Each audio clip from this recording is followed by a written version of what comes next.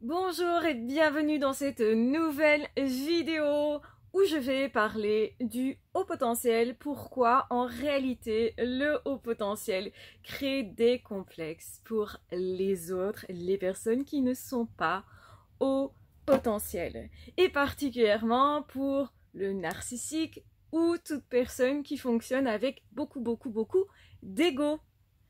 Donc, la première chose que j'ai à dire, c'est que le haut potentiel, il va pas se rendre compte de ce qu'il provoque chez les autres. Le haut potentiel, il est juste lui-même, il fonctionne comme ça fait partie, si vous voulez, de ce dont il a besoin.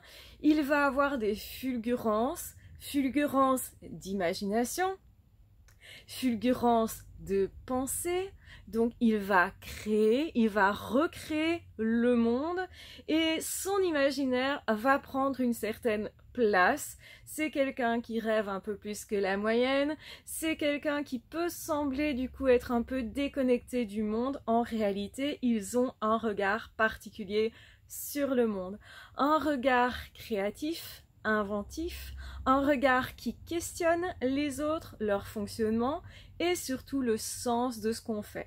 Donc en fait, le haut potentiel est ce tout petit, il va déjà demander à sa maîtresse, mais pourquoi on fait ça comme ça? Pourquoi on fait cet exercice comme ça? Pourquoi dans tel ordre? Pourquoi un tel s'est assis à côté d'un tel? Pourquoi est-ce qu'on donne des places aux personnes? Pourquoi est-ce qu'on doit mettre son nom? Pourquoi on écrit comme ça et pas autrement? Pourquoi il y a par exemple dans la langue française des lettres qu'on n'entend pas? À quoi ça peut bien servir? Au début, ça peut paraître bizarre pour le surdoué qui va chercher le sens extrêmement pratique. Donc c'est quelqu'un qui a le sens pratique, c'est quelqu'un aussi qui va ressentir très fort les émotions des autres. Tiens, j'ai touché celui-là quand j'ai dit ça, cette personne a réagi comme ça, donc très vite il est aussi dans l'observation beaucoup plus des autres, des comportements des autres, parce que lui-même aussi, il va pas avoir le même comportement. Donc pour s'adapter, il doit d'abord observer.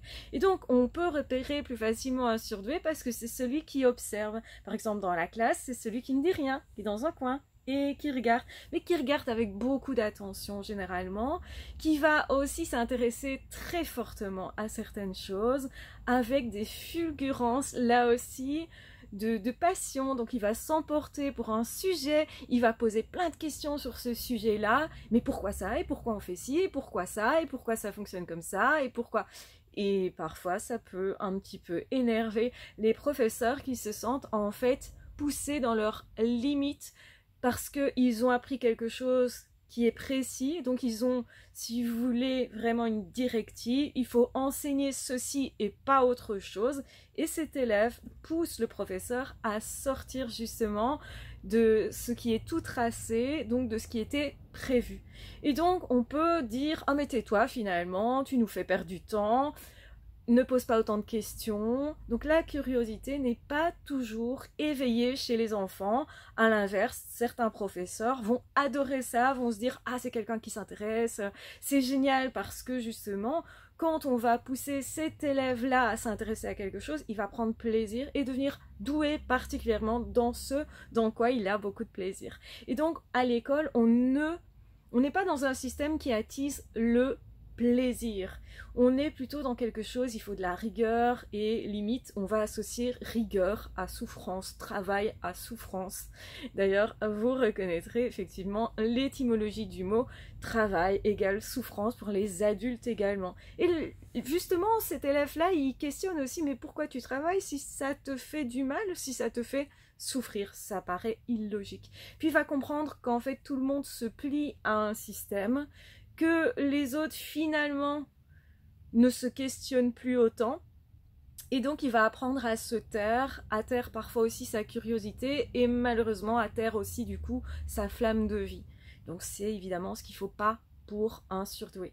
Alors évidemment, comme il a des fulgurances de créativité, de pensée, des fulgurances d'intelligence, parce qu'il n'est pas tout le temps intelligent, pas tout le temps doué, pas tout le temps efficace, il peut se sentir inefficace, mais à certains moments, tout d'un coup, les choses s'emboîtent, il trouve des idées fabuleuses, fantastiques, il va être hyper intéressant pour les professeurs parce que tout d'un coup, il devient une personne avec qui on peut parler alors que c'est un enfant, on a l'impression de discuter avec un adulte, donc quelqu'un d'extrêmement éveillé. Il peut être valorisé pour ça, c'est quelqu'un sur qui on peut déjà s'appuyer.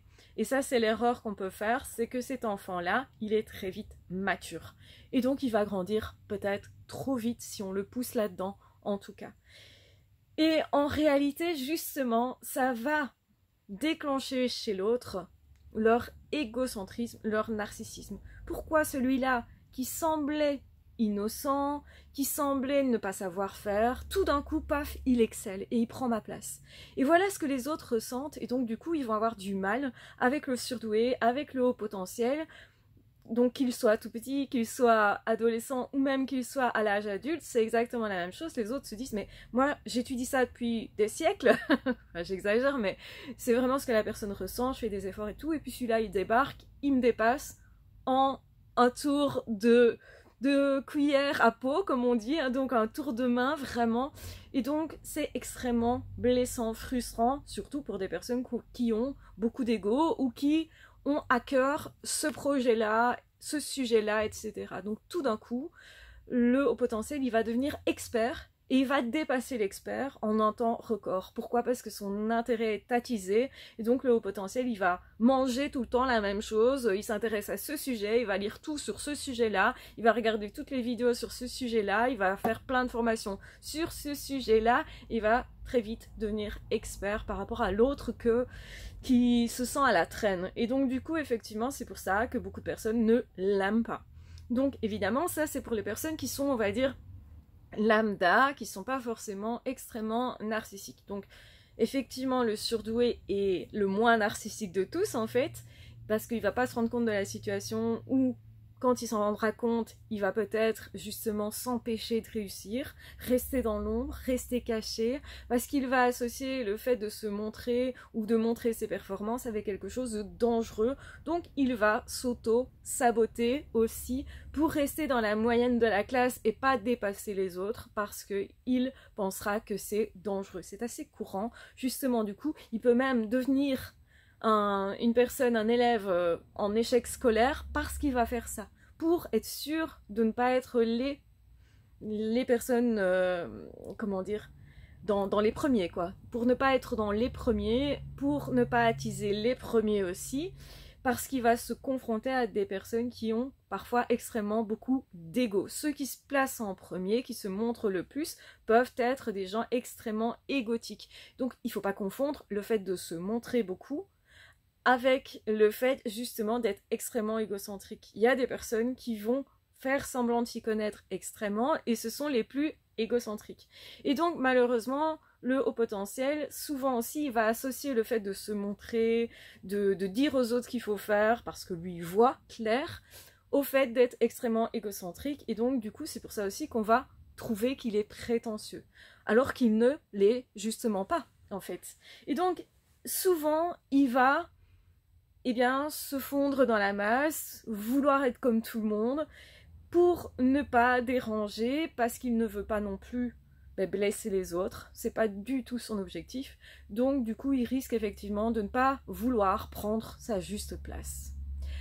Et donc du coup le narcissique, lui, va détester le surdoué parce qu'il va l'envier, puisqu'il n'a pas du tout ces capacités-là, puisque c'est une personne qui voudrait briller, mais qui n'a pas ces possibilités, il veut absolument voler le surdoué. Et c'est pour ça que directement, ils vont prendre en grippe les hauts potentiels. C'est une des raisons, et surtout parce que ça attise leur égocentrisme.